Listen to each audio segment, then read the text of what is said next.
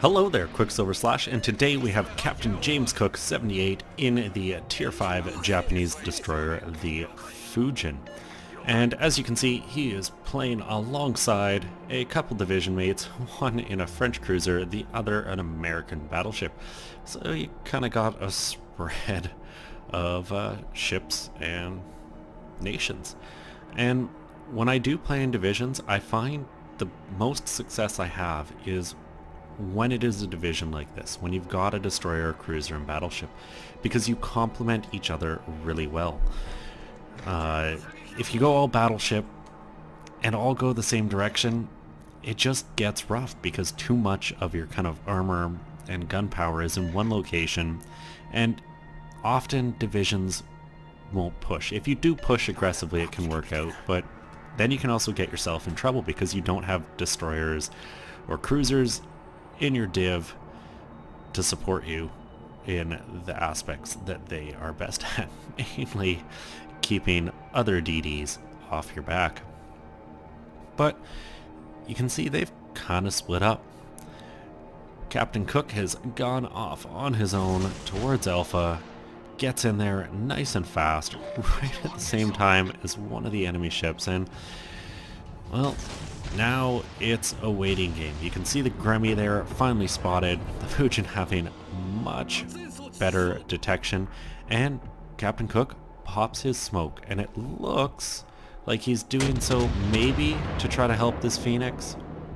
I can't quite tell. If the Phoenix had turned left into it, he would have been golden, but didn't quite work that way. That Gremmy though, eating one torpedo so far. Pretty much stationary in his smoke, and there is a second. And a third. The Gremmy is down, although, looking at where the torpedoes have hit and how many, he got a couple torps into something else, namely that Qckslvrslash, it looks like, who is also pretty much a goner and looks to be flooding out. So definitely some good luck off the start. Zooms in, gets those guns going, AP in the barrels. AP will do it. Unfortunately, the Clemson is the one to secure the kill, so he can't get two right off the bat, but, you know, 23,000 damage this early in the battle, you take it. And sadly, they're going to lose the Phoenix. He kind of got caught sitting out in the open, and he's gone. Plus side is, two enemy destroyers are down, leaving just one more, and they've got the cap. The enemy team hasn't really pushed into Delta, which is kind of interesting because a lot of them are down there, and, well, there's not a lot of resistance. You can see Captain Cook's buddy went down there, and unfortunately found his game ending a little quicker than he probably wanted. You can see them chatting about it a bit. I don't really know what's going on. Maybe a joke about call the police because you've been robbed. Who knows? But with a couple DDs down, I'd happily take having lost a couple cruisers. And the main reason is destroyers can kind of just operate with impunity, especially against just battleships. Battleships are so slow, and they're not maneuverable enough to chase down a destroyer in any sense, whereas cruisers, well, there's enough cruisers out there with enough speed that if that destroyer is trying to maneuver or not sailing directly away, you can often catch up and close, or at least force the destroyer into a position where he's no longer a threat. You can see the Clemson. I think he was trying to do Clemson things there, and Captain Cook, clearly a cool guy because he didn't look at the explosion as he sank that enemy Kaiser. So that's two ships down, almost 32,000 damage, and some more to go. Now, unfortunately here, looking at that Texas and Koenig, they're sailing away. So despite the fact they're now technically bordering on torpedo range, you're never gonna get them. And I could be wrong on that. Maybe it's the 7-kilometer ring is torps and the 8.7 is the guns. I get it backwards sometimes on these Japanese destroyers because I've had situations where the torps fire further than the guns. But Captain Cook's doing what a good sailor would do. He's getting nice and close. Now he's definitely inside torpedo range. You can see the Texas, oddly, kind of turning in broadside, and that's going to force Cook to get turned out. And oh no, don't do it, carrier. Oh, hopefully that Texas keeps sailing in a straight line. One of the more annoying things, and it's not the carrier's fault, but one of the more annoying things when you've got like a perfect lineup on a ship, it's been sailing in a straight line, you get your torpedoes out nice and early, is to then see the CV go, huh, this guy is alone, and send a strike force over towards him, because it forces the ship to maneuver. You know, the battleship might not be paying enough attention to notice a destroyer nearby, almost always paying enough attention to notice some planes coming in, and even just at the last minute, like pushing that rudder over can really mess up a destroyer shot. And that's kind of one of those things that you definitely need to coordinate. And I know we have had to coordinate in clan games, because you'll have a perfect firing solution and you see them going there, and a CV just goes, yep, I've got a solution, I'm going for it. And you're like, no, do not do that. Just let my torps hit. Do not spook him. Unfortunately, good communication on comms, you can do that. Random game with someone you don't know, probably not going to happen. Though what I found interesting is the Langley chose to attack the Texas. Not the best choice if you want your planes to survive, particularly if you're a tier 4 carrier. I would have picked something like the Congo or the Nikolai as a target. Just saying. And, well, Captain Cook has decided torpedoes aren't doing the trick. He'll use his guns as he sails away, getting just out of gun range, and there goes detection. And I have to say, that's one of the nice things with the way they changed the detection. It can be frustrating that you don't have stealth fire anymore, but knowing the second you're out of gun range, you're no longer detected, is pretty handy. Now meanwhile, most of Captain Cook's team has slowly been worked down. You can see his division mate there, the New York, caught alone, a Phoenix pushing into Bravo, and the rest of the team kind of just having died in the north here. But Cook and this Minakaze are in good health and about to take one of the caps, and the Koenig is charging in. And God, I love when battleships decide to do this. When they get it in their head that, you know what, I've got to charge the destroyer. There's a time and a place. And you know what, if you're the Missouri with radar, by all means, charge a destroyer. You've got radar, you're going to find them. The Koenig, she's not fast enough or maneuverable enough to be trying to charge in stealthily at destroyers. Because what's going to happen, and already is, Captain Cook is safely in his smoke, the Minakaze is getting out, but Cook has spotting from a Congo and Miyogi. And he's got more torpedoes ready. Throws them on widespread, I guess just trying to cover his bases as far as odds of hitting that Koenig go, and one more set any second here. And I just go to work with my guns, just like Cook is. If you can get a fire, you know floods have happened, they've been repaired, and, well, there's another flood. That one's going to stick. This Koenig is sailing straight for that final volley. Going to eat another in his bow, knocking him down to 218 health. The flood gets him, and there's another kill for Captain Cook. Up to 62,500 damage, 3 kills, and importantly, 2 caps, both of which are the only ones his team has, and this is a really close game. Despite having fallen behind on ships, they're right in there on points, and they're clawing back the kills. That enemy Phoenix got a little cocky dealing with Kreese over there. He got himself ended. The Omaha's chasing down the Langley. The Nikolai's over there trying to chase down the Langley. And that means this Congo and Texas are all alone and kind of at the mercy of Captain Cook. He's a great explorer and apparently a great destroyer captain. And you can kind of see what's going through his head as he plays. You know, he's joking in chat with his division mates, but in-game, you saw him angle down towards the battleships and then go, no, the cap is what's important here. You can see one of those enemy Langley torpedo squadrons spotting them. Hopefully they get killed quickly. And I'm not too sure who those torps were fired at. I'm thinking they might have actually been at the Congo, because it makes no sense to shoot them at the Texas. The Congo just wasn't targeted. I think that's that good old replay bug where torpedoes don't switch targets. And the Congo is sailing straight into torpedo range. So despite the fact that Cook is outside torp range, the Congo's taken himself right into it, and oh, those were close. The torps don't get him. The fire does. Come on.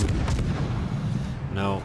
The Congo manages to keep just far enough out that they don't get him.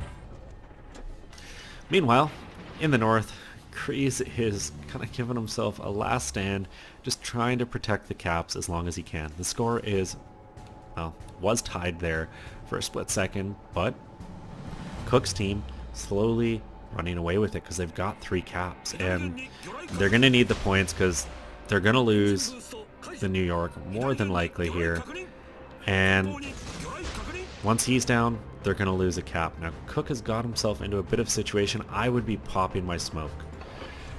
The friendly Minakaze, he can sail away right now. He's got the room to just stay out, get spots. Cook can be that destroyer sitting in smoke, just throwing torps, shooting his guns at anything that comes near. And what I would normally do in a situation like this with this Congo is I would shoot a bunch at him from where Cook is right now, then go silent and back up over here. So the Congo's kind of acting last known position in this area and potentially exposes himself side on to a torpedo volley. Now, the Langley might be eating some torps, hard to say. There they are. Cook gets the high caliber and the devastating strike, up to 4 kills, and if he can hit this Congo with a torp, he's gonna secure the Kraken. There it is, the 5th kill, up to 37,000 damage nearly, and really kind of putting the team on his back. Now, obviously, team game, Kreese did a great job up there, just kind of holding the enemy team from getting into A, and bought them the time they needed to really get ahead on points. Equal number of ships left, but they've got the big point lead, and there is one of the enemy destroyers. And you can see, completely stationary, and it's funny because Cook actually leads them there, I think, with the first volley. I think he thought he was in the game, and you can see it again, kind of shooting just in front. I think it takes a couple volleys to realize, oh, he's completely not here. And that sucks for the enemy team, but for Cook, it's gonna be some stat padding, and more than likely another kill. 1900 damage out of that volley, and these Japanese guns can really do the damage, especially against those German destroyers. Gets torps in, that ends them. This Texas is all but a goner, and now the game is starting to look pretty secure. The Nikolai is horrendously slow. I mean, it's a low-tier battleship. What do you expect? There's no way he's chasing around this entire map to deal with Captain Cook and his surviving allies. And the Omaha was last spotted way out of position because he went chasing Langley. So the only question that remains is who gets to kill the Texas. And if you're Cook, you know you want that kill. Almost 150,000 damage, one hit, there it is, 151, gets his 7th kill, and polishes off an amazing game. The Nikolai sailing down into Charlie, and the Omaha going to Delta. The enemy team is doing the right thing, or at least they're trying to. They're trying to contest the caps, keep the points, keep themselves in this game as long as possible. Now, the Omaha can definitely just sneak down in behind this island in Delta and probably keep himself safe from gunfire. That means everyone's going to be focusing on the Nikolai. And, well, you can see that's exactly what Captain Cook is doing. He smells blood in the water. If you're going to pick a target between an Omaha and a Nikolai, you go for the Nikolai. It's the slower, less maneuverable target, and it's a battleship, and it's just fun to throw torps at battleships. The question is, with his play this game, is the Nikolai smart enough to maneuver? That's really gonna be the question. Or is he gonna sail more or less in a straight line? See, once again, the target indicator not popping up, but right now the Nikolai is coming straight at Cook and his Fujin. He pops the smoke because he's going to put his guns to work. This game is nearly over. Not going to take much to end it. One kill will do the trick. There's 4 minutes left. You want to get as much damage in as you can, and 150 is a great amount of damage, but why stop there? Gets a fire, and there's the torps. The Nikolai is still looking to be sailing pretty much straight. Two of them connect, wiping off a huge portion of his health, and the Congo finishes him off. Once again, or not once again, but now protecting Charlie, so once again the score is going to slowly tick up, and that is going to end the match. 7 kills, just shy of 180,000 damage. Well done, Cook. Let's jump to the post-battle. And what a result. 391,000 credits, 3,600 experience. First Blood, Kraken, 2 devastating strikes, high caliber, Confederate. He did it all. 178,000 damage, 19 torpedoes, and 7 kills. Yeah, granted, one was on a stationary T-22, but you sink a ship, you sink a ship. And I feel bad for the enemy team being down a ship. It always sucks to play like that, but one ship doesn't determine the outcome of the game. The reason that went so well was Cook did a good job of staying concealed, and enemy battleships did a great job of sailing straight into his torpedoes. Top of the team, no real surprise, just shy of 2,800 base experience there, and you can see the Minakaze right behind him, despite the fact that the Minakaze didn't get kills, and part of that's because when Cook was in smoke, dealing a lot of the damage, that Minakaze is who was doing the spotting, and some good teamwork on his part there, whether he meant to or not. And just look at all those kill totals, and they're not small numbers. 40,000 to a Congo, 33 to a Langley, 30 to the Koenig, the entire Grammy, that T-22. In fact, Cook almost killed all the enemy DDs, with the exception of a bit of the damage on that one. He got them all, and despite using a standard account, made 333,000 credits to take home 500,000 had he had premium, and would have been 5,000 and some experience. Anyways, thank you very much, Captain Cook, for sending this one in. I really enjoyed watching it. Sorry it took so long to get to, but I am making a point of going back and getting through some of these older replays, partly because I don't currently have 0.66, 0.7, or 0.8. For some reason, they're just not working, and I think it's something to do with when they changed the updater to that integrated one. I'm trying to figure it out because there's some great replays I really want to share. Anyways, I hope everyone enjoyed this. If you did, please consider giving it a thumbs up or subscribing. Please go to the Warspite video, comment for your chance to win that Warspite, because I'm drawing it out tomorrow. As always, I'm Qckslvrslash, and I'll have another one for you all later.